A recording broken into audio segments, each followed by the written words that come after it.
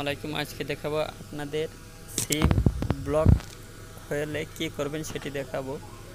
Block হওয়ার পূর্বে আপনাদের এরকম একটি নোটিফিকেশন দেখাবে, এখানে 10 you have 10 remains attempted before SIM block. এটি 10 বার দেওয়ার পূর্বে যদি আপনারা এই কোডটি না দেন তাহলে আপনারা সিমটি ঠিক করতে পারবেন। প্রথমে আমাদের পাক নম্বর এবং এখানে আমাদের পিন নম্বর দিতে হবে। প্রথমে পাক নম্বর দিয়ে দিচ্ছি আমি, এখানে পিন নম্বর দিয়ে ওকে ক্লিক করলাম। আপনারা এই পাক এবং পিন নম্বরটি কোথায় পাবেন সেটি আপনাদের আমি দেখিয়ে দেব। এখান থেকে ওকে ক্লিক করার পর আমাদের সিমটি আনলক হয়ে গেছে, মানে ব্লক হওয়া থেকে আমাদের সিম চলে এসেছে।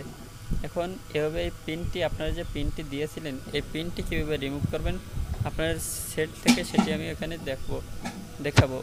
এখান থেকে আমাদের সেটিংয়ে যাব, সেটিংয়ে যে সিম লিখে সার্চ করলাম, সার্চ লেখার পর সিম কার্ড লক এখানে ক্লিক করব।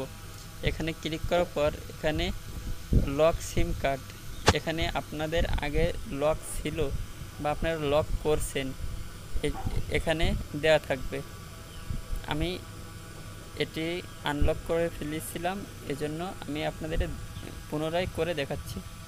এখানে কাস্টমাইজ পিন আসলে আপনাদের এরকম আসবে, আনলক সিম কার্ড। আপনারা পূর্বে যে সিম লক করেছিলেন সেই কোডটি এখানে দেবেন, দেওয়ার পর ওকে দিলে আপনাদের সিমটি আনলক হয়ে যাবে। আপনাদের এখন দেখাবো পাক নম্বর পিন নম্বর পাবেন কোথায় সেটি আমি আপনাদের দেখাবো। আপনারা যে সিমটি কিনেছিলেন সেই সিমের একটি কার্ড আছে, সেই কার্ডে আপনারা পাক এবং পিন নম্বর দেখতে পাবেন। হুবহু যে পিন এবং পাক নম্বর দেওয়া আছে এটি আপনারা উঠাবেন। উঠালে ভুল দিলে আপনার সিমটি 10 বার ভুল দিলে আজীবনের জন্য ব্লক হয়ে যাবে।